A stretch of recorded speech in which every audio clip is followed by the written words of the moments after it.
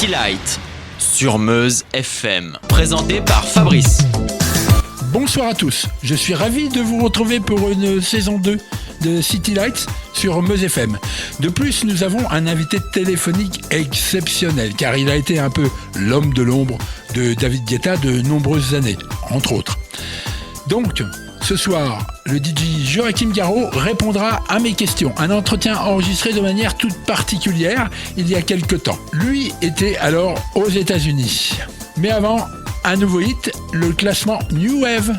La semaine dernière, pour la pré-émission, nous avons pu découvrir le numéro 40. Donc ce soir, le numéro 39. De nouveaux chroniqueurs arrivent dans l'émission. Tout d'abord David pour évoquer un titre, un groupe des années 80-90. En toute fin d'émission, Ludivine avec un film, une scène, un titre. Et enfin, les jeux vidéo seront évoqués par Kylian, que vous connaissez déjà sur Meuse FM. Le classement New Wave est sa seconde entame, tenue par les Corgis et leur hit de l'année 1980, Everybody's Got to Learn Sometime. Bonne soirée avec nous. Voici le titre classé 39e. Change your heart. Look around you.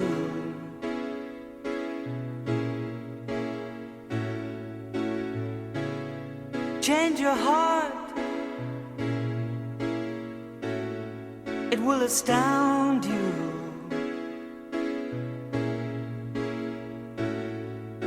I need your loving like the sunshine,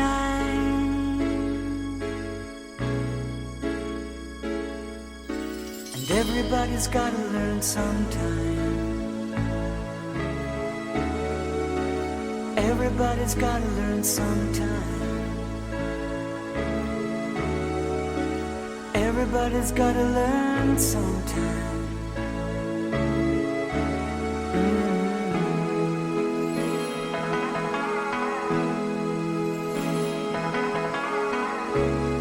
Change your heart.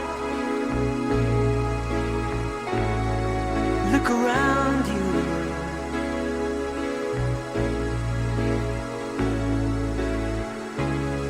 Change your heart.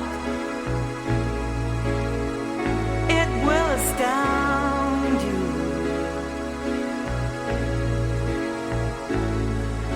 I need your loving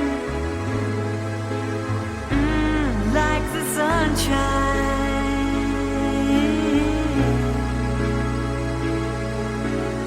Everybody's gotta learn sometime. Everybody's gotta learn sometime. Everybody's gotta learn sometime.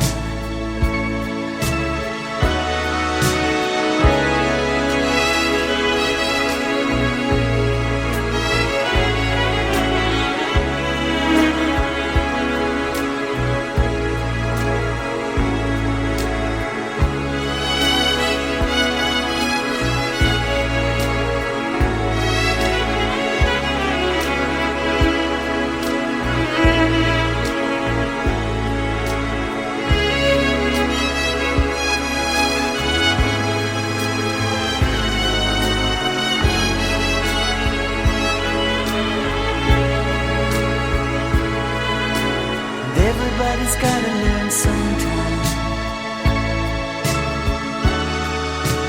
Everybody's gotta learn sometime. Everybody's gotta learn sometime.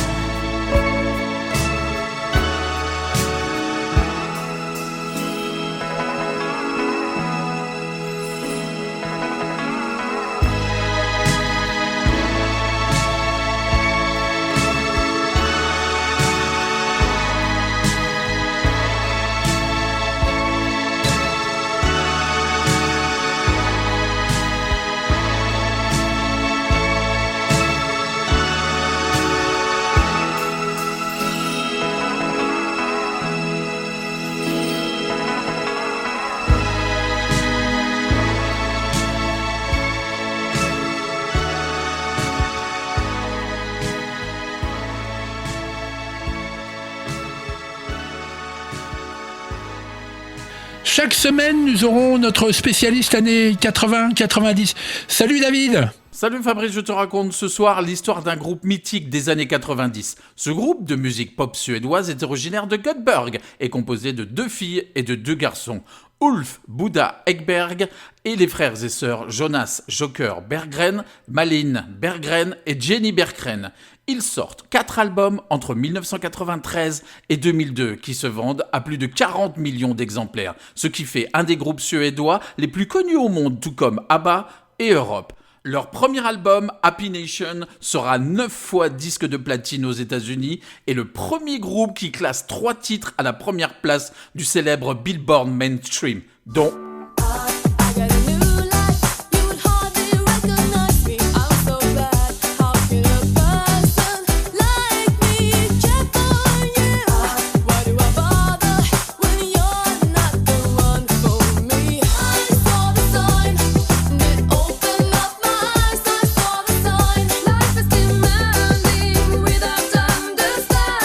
encore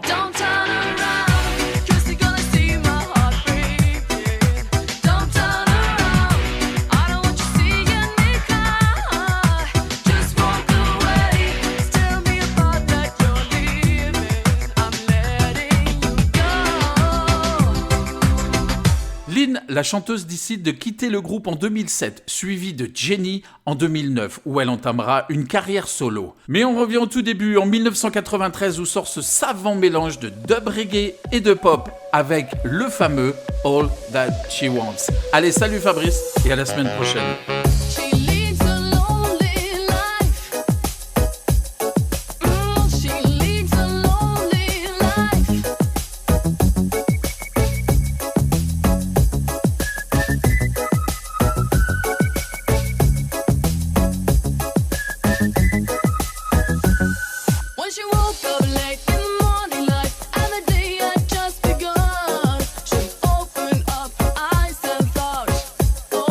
Morning.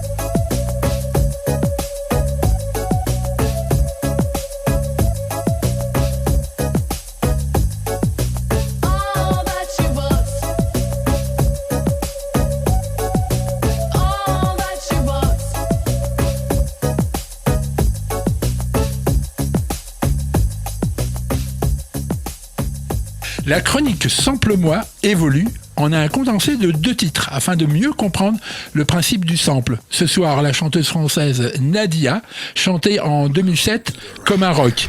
Le titre est très largement inspiré d'un morceau du duo Ashford et Simpson, lui de 1984, Solid as a Rock.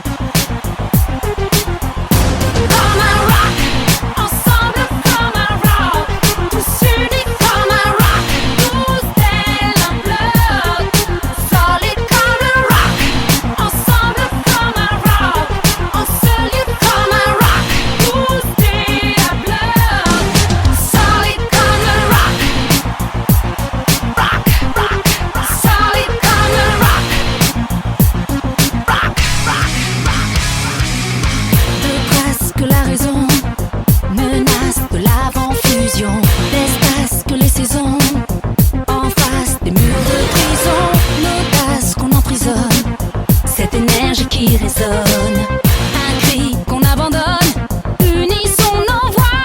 Comme un rock, ensemble comme un rock, tous unis comme un rock, tous tel un bloc.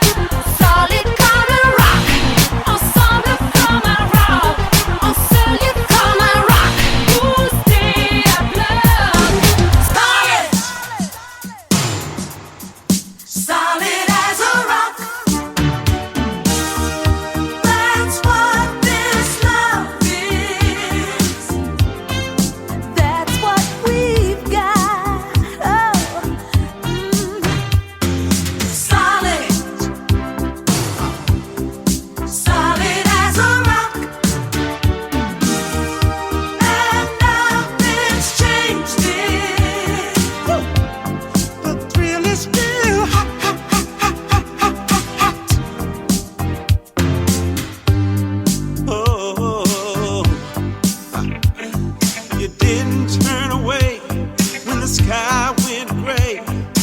Somehow we managed, we had to stick together. You didn't bat an eye when I made you cry. We knew down the line we would make it better. And for love's sake, each mistake, oh, you forgave.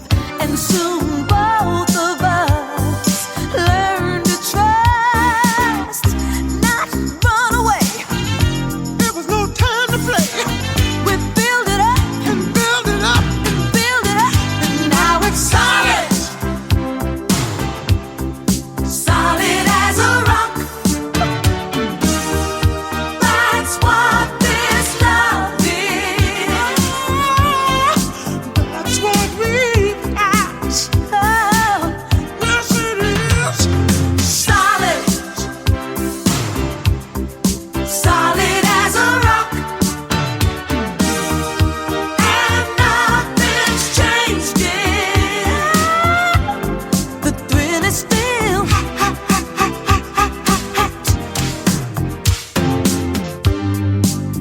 Oh, gone with the wind. Another friend got in between, tried to separate us. But knock on wood, you understood. Love was so new, we did what we had to. And with that feeling, we were willing to take a chance. So against all odds, we made a start.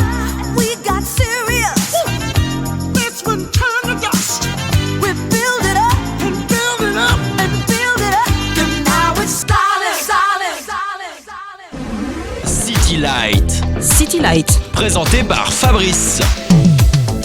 Ce soir, je suis ravi de pouvoir discuter avec Joachim Garraud. Merci de m'accorder cet entretien si particulier du fait de la distance. En fait, tu es aux États-Unis. Je suis ravi de pouvoir échanger avec toi.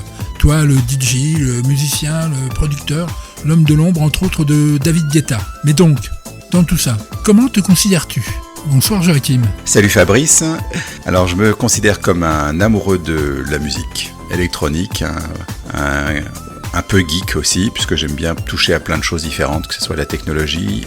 J'aime beaucoup la production.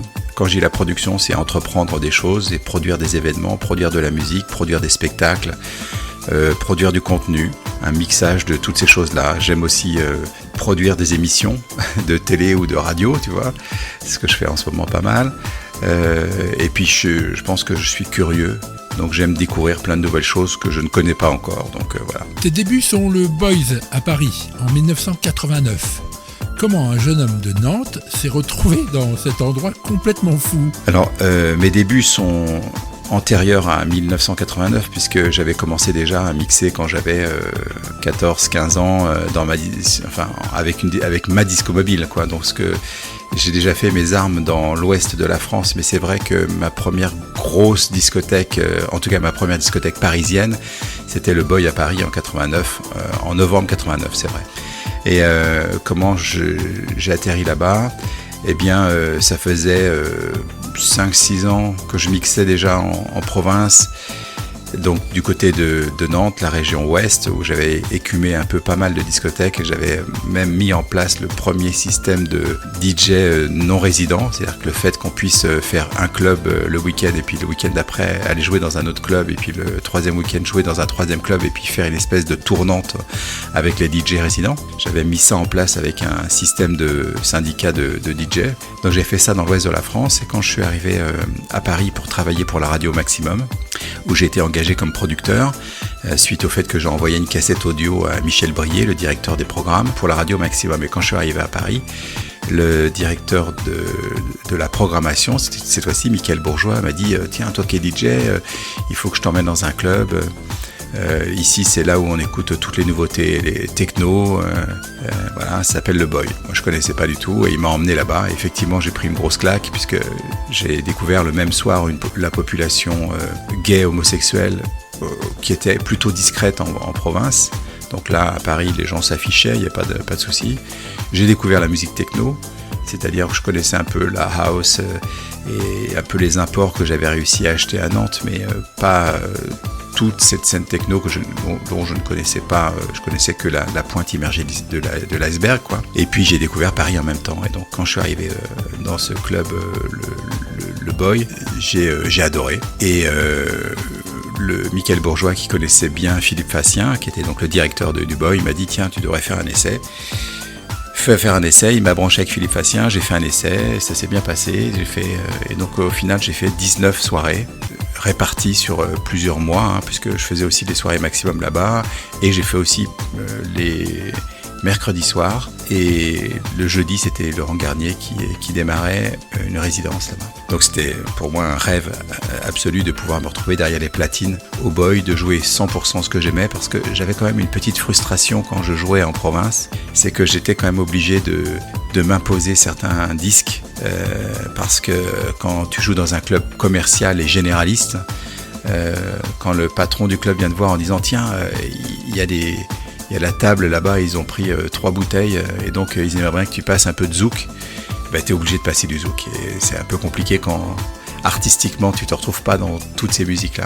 Donc au Boy, il n'y avait pas ces problèmes-là. Boy, tu jouais que ce que tu aimais et j'ai joué que la techno, même un peu de new beat et des trucs comme ça. Enfin, vraiment, c'était une vraie révélation pour moi, puisque après, j'ai décidé à partir de ce moment où j'ai commencé à mixer au Boy que je ne mixerai plus, enfin, je ne diffuserai plus que des titres que j'aime à 100%, et donc c'est pour ça que j'ai arrêté après les clubs généralistes. Ou alors quand je jouais dans des clubs généralistes, j'étais un invité et je faisais une série techno. Voilà.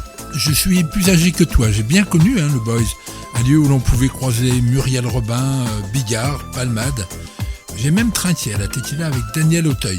Pourrais-tu nous parler un peu plus de cet endroit ? C'est un endroit magique effectivement, parce qu'on y rencontrait des stars, mais elles venaient pas ici pour être traitées comme des stars, elles venaient pour le côté musique, le côté expérience aussi, de voir une foule très multicolore, j'allais dire. Non, mais une foule qui danse, et puis surtout des titres que seul le boy jouait, c'est-à-dire une ambiance techno avant que la techno soit réellement connue en France. Et donc c'est vrai que je me souviens moi avoir vu Palmade plusieurs fois quand je jouais, d'avoir rencontré des gens là-bas qui venaient juste trinquer dans la cabine et puis repartaient. Tu vois, enfin c'était assez cool. Et donc j'ai adoré effectivement l'ambiance parce que pour moi c'était aussi la première fois où je pouvais jouer 100% que des titres que j'aimais. Donc ça, plus le fait que la clientèle était exceptionnelle, parce que les gens venaient avec une vraie ouverture d'esprit, ils pouvaient venir déguisés ou pas, ils pouvaient se mettre torse nu. Il y avait une espèce de liberté qui fait que ça faisait des belles soirées. Voilà, j'en ai vraiment des très bons souvenirs. Alors, je n'ai jamais vu une cabine de DJ aussi grande. Parle-nous de l'îlot de bac de vinyle qui régnait au milieu du local. Oui. Alors c'est vrai que la cabine était pas très profonde, mais elle était très large effectivement, et on avait donc les bacs qui étaient juste derrière nous, et ces bacs-là étaient plus ou moins vidés assez régulièrement, parce que globalement il était recommandé à chaque DJ de venir avec ses disques. Donc bien souvent quand on arrivait, pour moi c'était aussi une nouveauté, c'est-à-dire que les DJ venaient avec les disques. Quand tu joues dans une boîte généraliste, en province, il y a les disques de la discothèque. Quand tu viens, tu joues les disques de la discothèque, tu viens avec une poignée de disques qui sont tes disques personnels pour faire ta série, mais globalement tu utilises beaucoup les disques de l'établissement. Alors que là, les bacs étaient relativement vides, il n'y avait pas grand chose, c'était nous qui devions amener nos disques. Donc j'ai eu la chance de jouer peut-être le même soir que Marco, qui était la personne aussi qui m'a beaucoup influencé, un DJ belge. Et Marco venait lui avec 5 ou 6 bacs de disques, c'était juste dingue. Il venait avec 600 disques, enfin il remplissait tous les bacs. D'ailleurs il m'a offert quelques disques qu'il avait en double.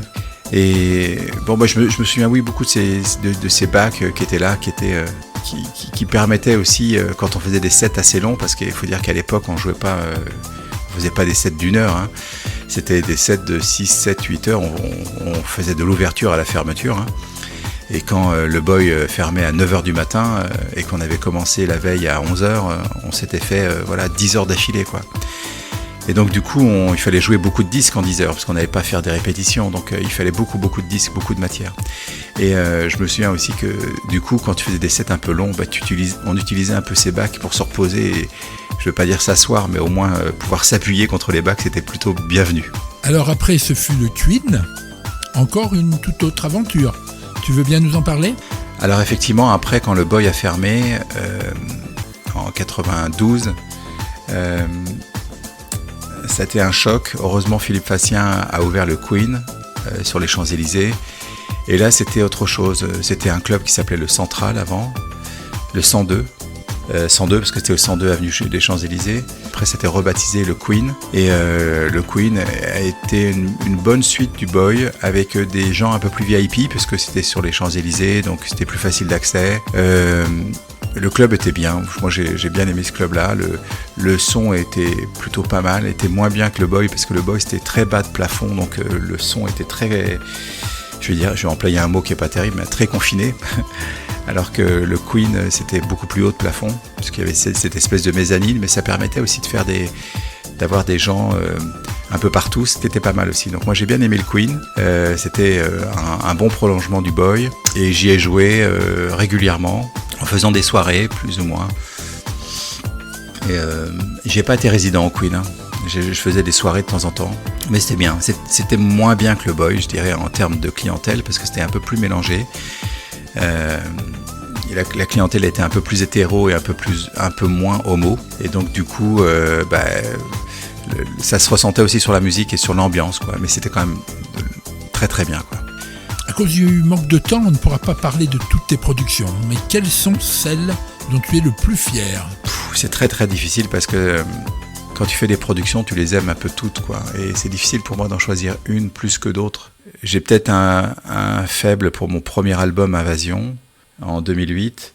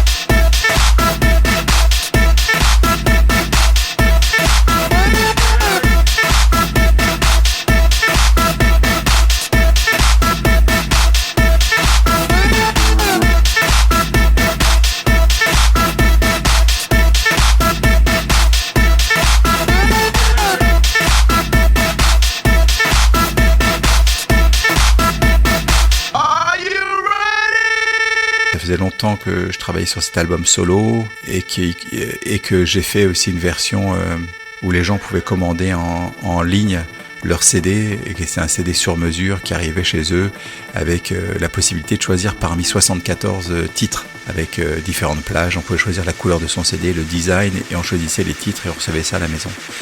Donc j'ai un peu un faible pour celui-ci, mais après les collaborations, bien évidemment, il faut que je te parle de la collaboration avec David Guetta, puisqu'on a fait quand même 9 années. Attends, 2000. Oui, on a fait 9 années non-stop, avec une centaine de titres produits, donc c'est quelque chose qui marque.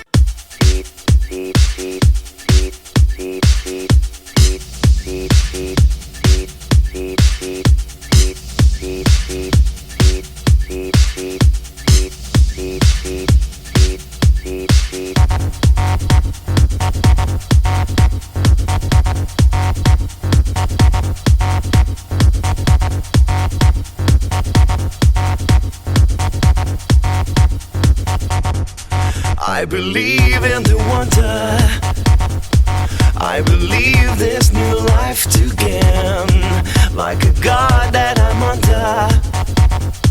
There's a drugs running through my veins. I believe in the wonder. I believe I can touch the flame. There's a spell that I'm under. Got to fly, I don't feel no shame. The world is mine.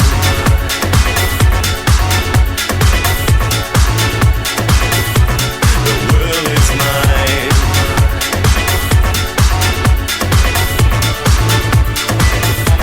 The world is mine.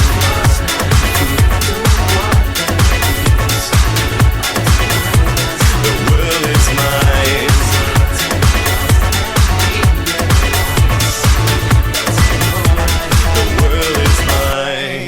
Take a look what you started. In the world flashing from your eyes, and you know that you got it. From the thunder you feel inside, I believe in the feeling. All the pain that you left to die. Believe in believing in the life that you give to try. The world is mine.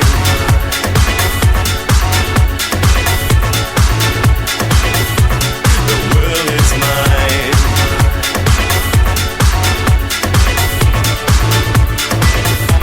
The world is mine.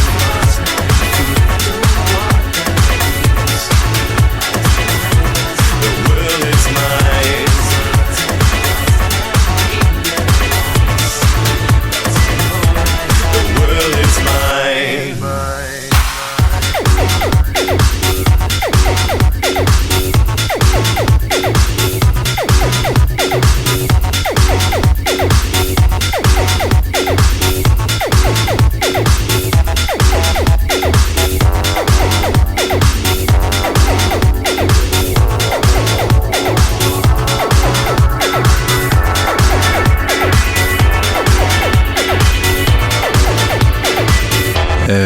Après, la collaboration avec Vitalik était plus courte, mais elle était assez intense.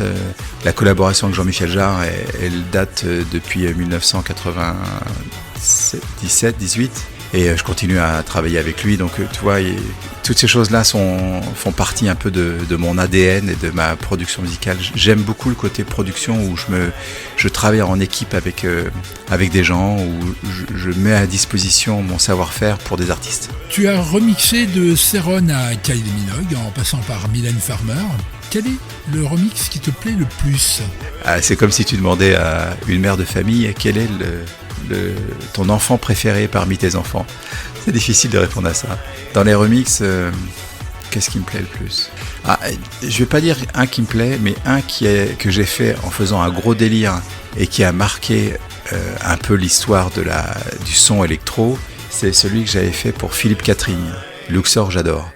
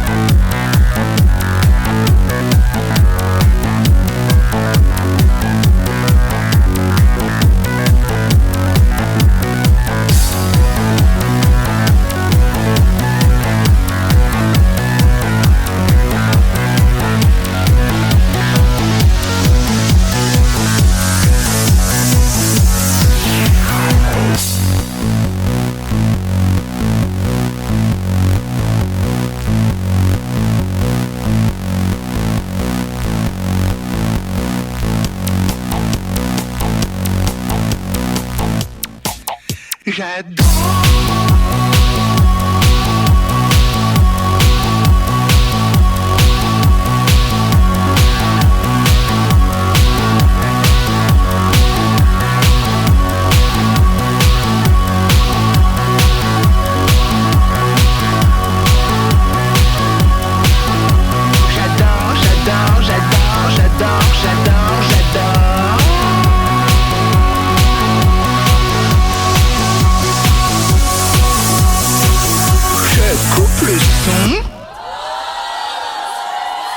je remets le son.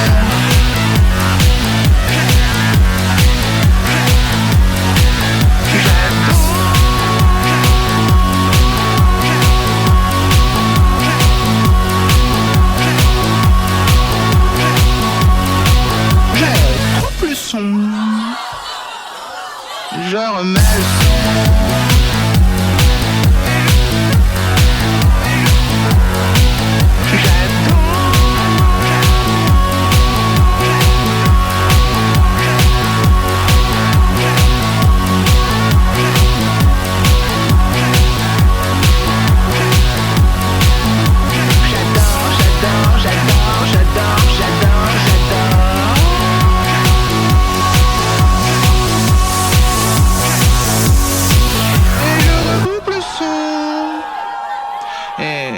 Attention. J'avais fait un délire en prenant une boucle et j'adore. J'avais fait un truc méchant avec de la distorsion. Je pensais que la maison de disque allait jamais aimer ça, puisque j'avais fait ça un peu comme un coup de cœur, tu vois.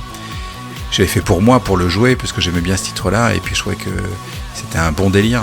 Et le titre a énormément marché, ce remix a énormément marché.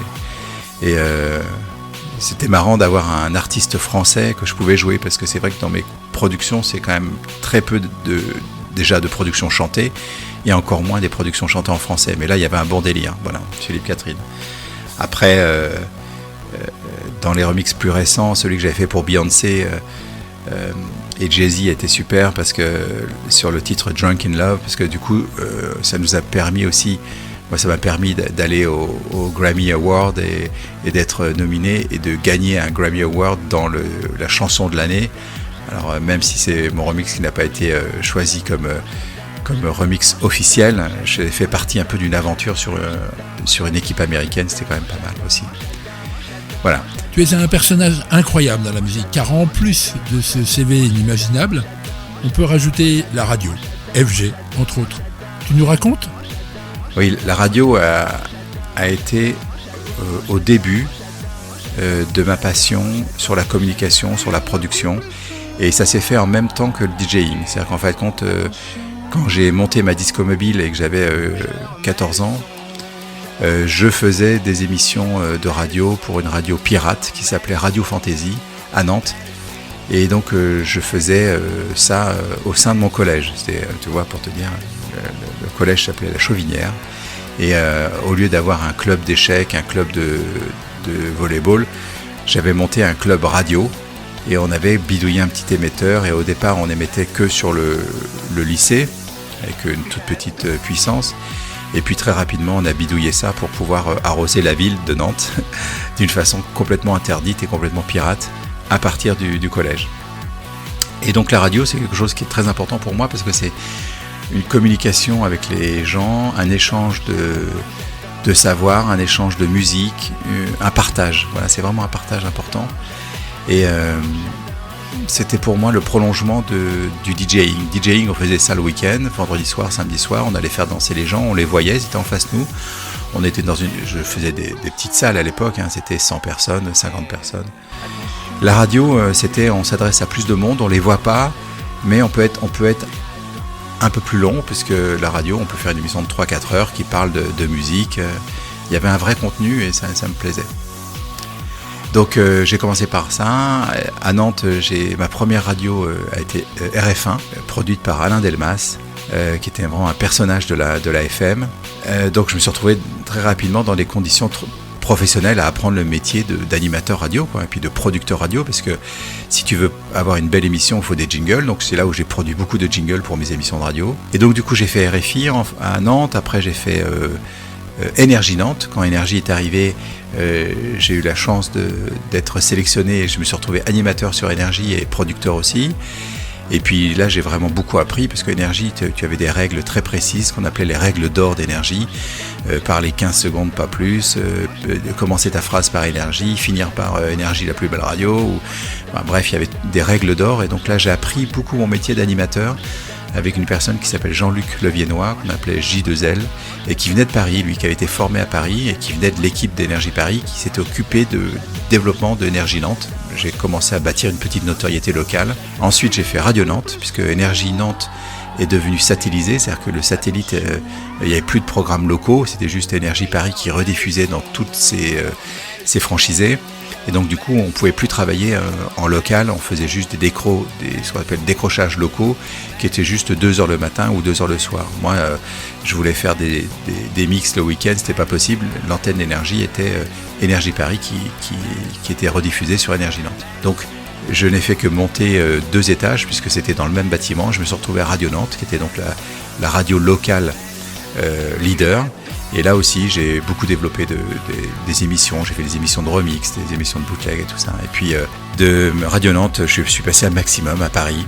Et Maximum a été pour moi encore une autre révolution, puisque c'était une radio consacrée à la dance. Alors là, pour moi, je me suis éclaté à faire des remixes, à faire des medleys, à faire des soirées Maximum, en direct du boy, à produire des méga mix, les premiers mash-up, à faire des titres spécialement pour l'antenne. Et puis c'est là où j'ai commencé à faire des remixes officiels. J'ai fait Serge Gainsbourg, Requiem pour un con, qui a été sélectionné par l'artiste, par Serge Gainsbourg.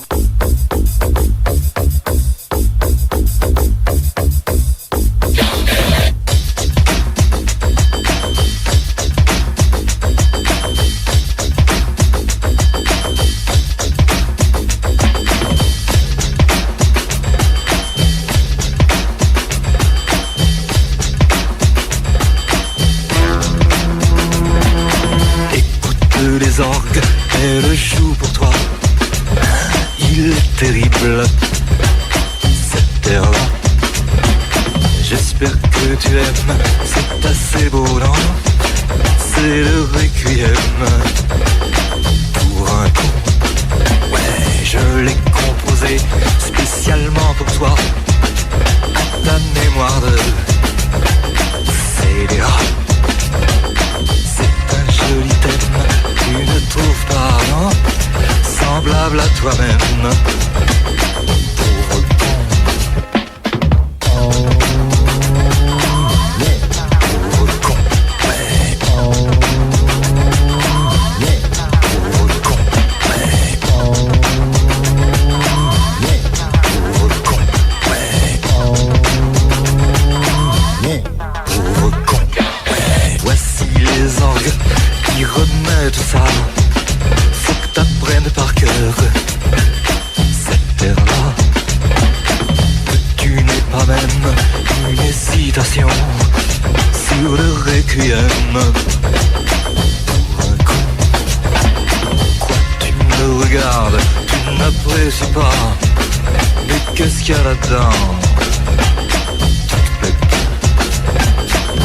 Moi c'est idem, que ça te plaise ou non, je le rejoue quand même. Pauvre con. Pauvre con. Ouais. Pauvre con. Ouais. Pauvre con. Ouais. Pauvre con.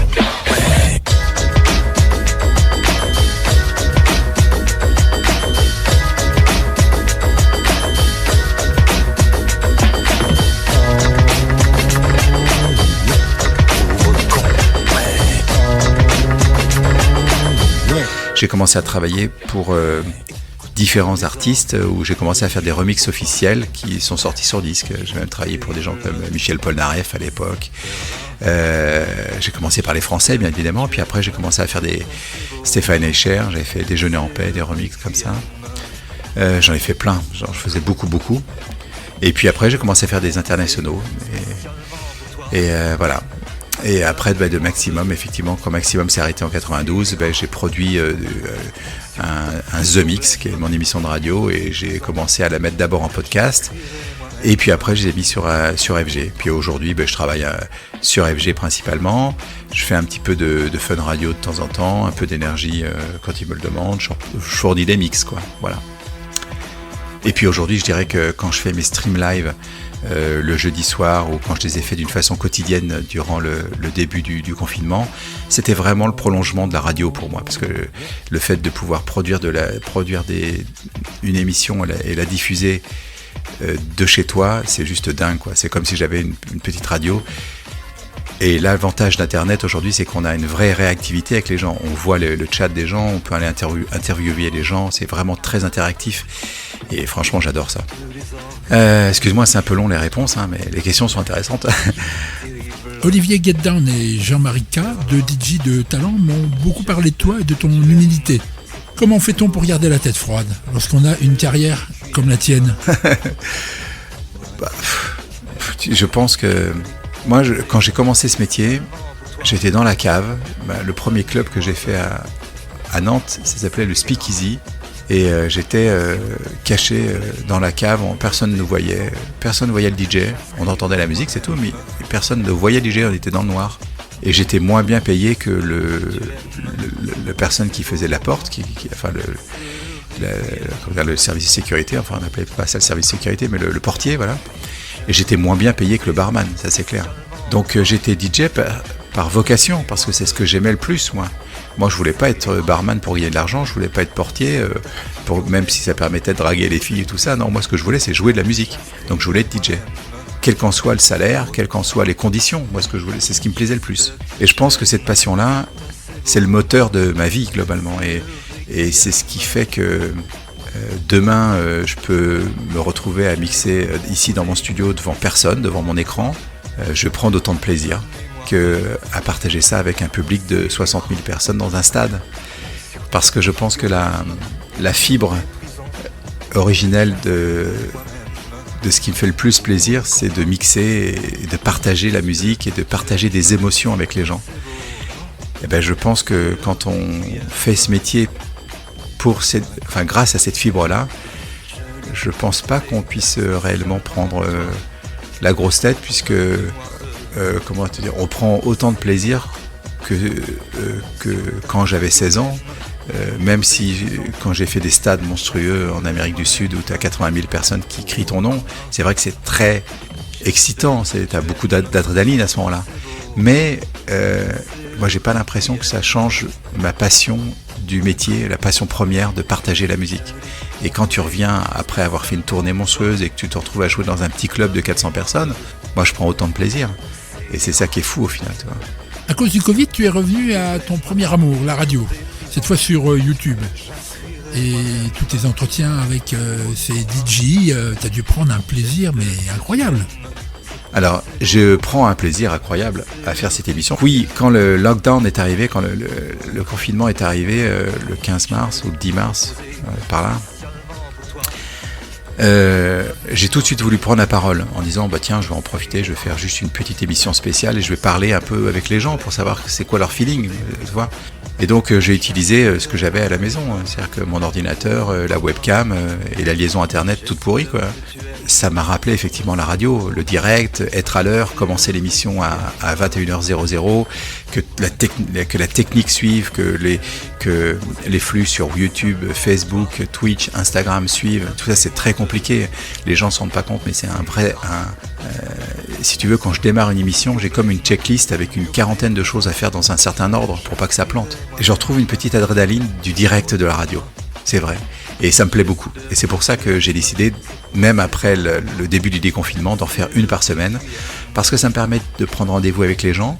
Ça me permet aussi de continuer à partager ma passion en présentant des invités, des gens peu connus ou des gens très connus. Et les gens très connus, les présenter sous un profil différent. Quand j'ai fait l'interview de Jean-Michel Jarre, c'était deux copains qui parlaient, quoi. C'est comme si j'avais interviewé mon grand frère, tu vois. Je pense que les gens ont découvert un Jean-Michel Jarre qu'ils ne connaissaient pas. Et puis, je sais pas, 2-3 semaines après, je fais découvrir une personne qui a développé un plugin ou un synthé modulaire. Son nom est inconnu du grand public, mais ils se rendent compte que c'est quelqu'un de passionnant. Et moi, j'aime vraiment partager ce côté passionnant avec les gens. Donc, c'est vrai que je retrouve beaucoup ma radio et que j'y prends vraiment un plaisir. Le plaisir, c'est le direct et l'interaction avec les gens à travers un média qui, en plus, maintenant, elle devient tellement flexible. Je fais une émission de télé à moi tout seul en enchaînant les plateaux, en enchaînant les plans de caméra, les jingles et tout, c'est dingue, c'est fou, quoi. J'adore cette liberté-là. De tous ceux avec lesquels tu as discuté, as-tu un chouchou ? Mon chouchou, c'est quand même Jean-Michel Jarre. Hein. Je peux pas le cacher, on travaille ensemble depuis tellement longtemps. Depuis 25 ans. Donc oui, c'est un peu mon chouchou. Mais bon, tous ceux que j'ai interviewés sont des gens que je respecte ou que j'admire, tu vois, parce que je pense que c'est important quand tu veux susciter la curiosité chez les gens qui regardent ton émission, d'être toi-même curieux, quoi. Et moi, c'est ce que je disais en préambule de cette interview, je crois que j'ai la chance d'être curieux et donc j'aime bien découvrir des nouvelles personnes, des nouveaux talents. C'est aussi pour ça que j'ai lancé un label, que c'est pour ça aussi que j'ai mis en place un bus solaire avec un studio mobile. C'est toutes ces choses-là, j'aime découvrir des nouvelles choses, lancer des nouveaux projets. Eh bien, découvrir des nouvelles personnes, ça fait partie un peu de ces découvertes et de cette curiosité. Alors merci de m'avoir accordé du temps. Tu n'es plus en France ? Alors, je suis en France de temps en temps, moins maintenant parce que depuis le début du confinement, je suis resté aux États-Unis. Disons que j'habite aux États-Unis principalement, j'ai toujours ma maison en France. Je fais des allers-retours pour faire des dates. Bon là, comme il y a moins de dates, je fais moins d'allers-retours. Voilà. Mille merci Joachim et à bientôt. Bonne soirée. À bientôt. Salut.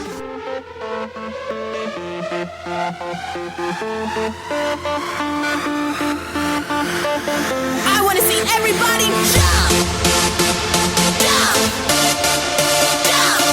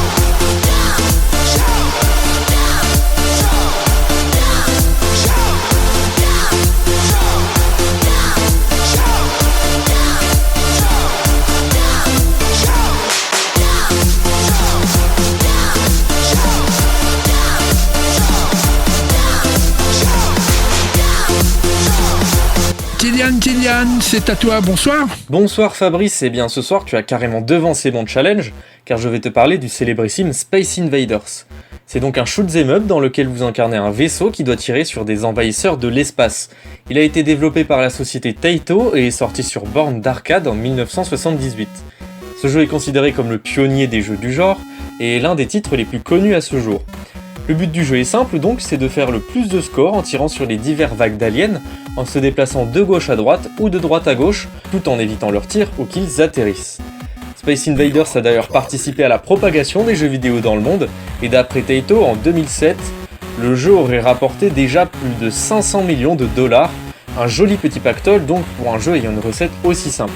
Il a eu le droit aussi à son lot de portages et d'adaptations sur beaucoup de consoles, donc au vu de ton prestigieux invité Joachim Garraud, tu as déjà réussi le pari. Son studio est une petite soucoupe volante, son logo est un petit extraterrestre, et l'un de ses titres est Space Invaders Are Back. Du coup, la semaine prochaine, c'est moi qui aurai de l'avance sur toi. Bonne soirée Fabrice, et à la prochaine.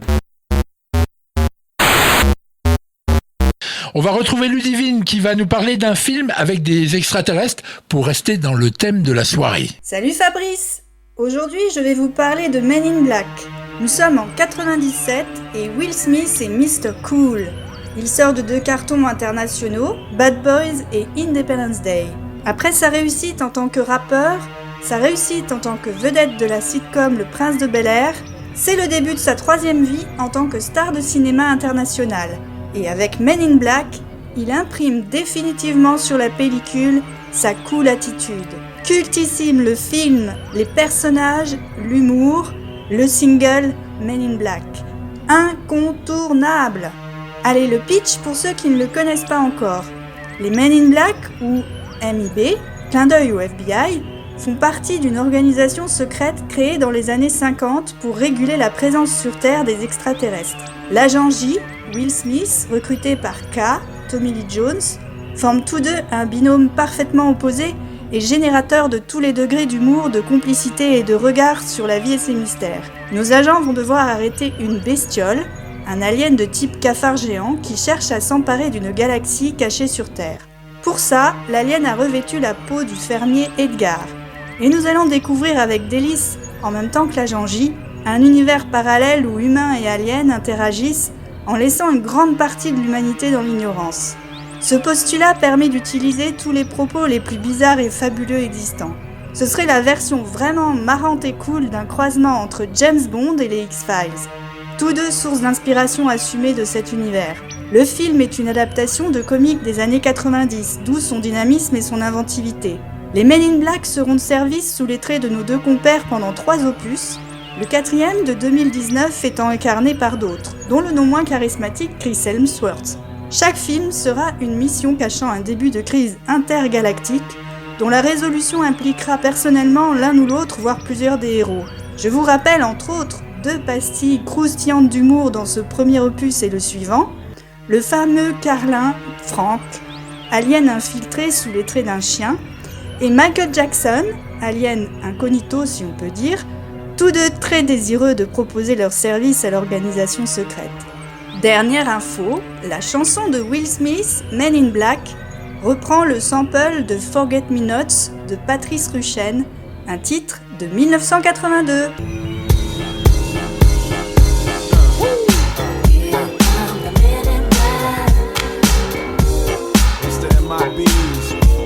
Come to MIBs. Here come the Men in Black. They won't let you remember. The good guys dress in black, remember that, just in case we ever face to face and make contact. The title held by me, MIB, means what you think you saw, you did not see. So don't blink, be what was dead is now gone. Black suit with the black Ray-Bans on, walk in shadow, move in silence, guard against extraterrestrial violence. But yo, we ain't on no government list, we straight don't exist, no names and no fingerprints. Saw something strange, watch your back, cause you never quite know where the MIBs is at. And Here come the Men in Black. Galaxy defenders. Here come the Men in Black. They won't let you remember. now, from the deepest of the darkest of night, on the horizon, bright light into sight, tight camera zoom on the impending doom. But then like boom, black suits fill the room up with the quickness, talk with the witnesses, hypnotizer, neuralizer, vivid memories turn to fantasies. Ain't no MIBs, can I please? Do what we say, that's the way we kick it, you know what I mean? Or see a noisy cricket get wicked on you. We're your first, last, and only line of defense against the worst scum of the universe. So don't fear us, cheer us, if you ever get near us, don't jeer us, we're the fearless. MIBs freezing up all the flag. What that stand for? Men in Black, and The Men in Black. Voilà, on se quitte. C'était la première émission. L'émission de la rentrée, c'était City Light sur Meuse FM. Je vous embrasse et je vous dis à la semaine prochaine.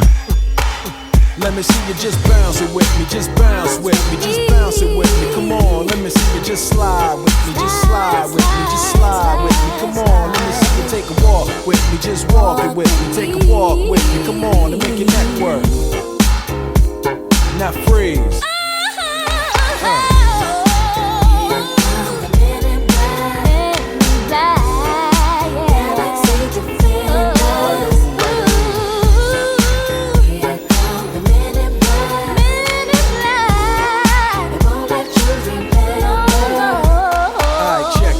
Tell you this in closing. I know we might seem imposing, but trust me, if we ever show in your section, believe me, it's for your own protection. Cause we see things that you need not see, and we be places that you need not be. So go with your life, forget the Roswell crap. Show love to the black suit, cause that's the men in, that's the men in.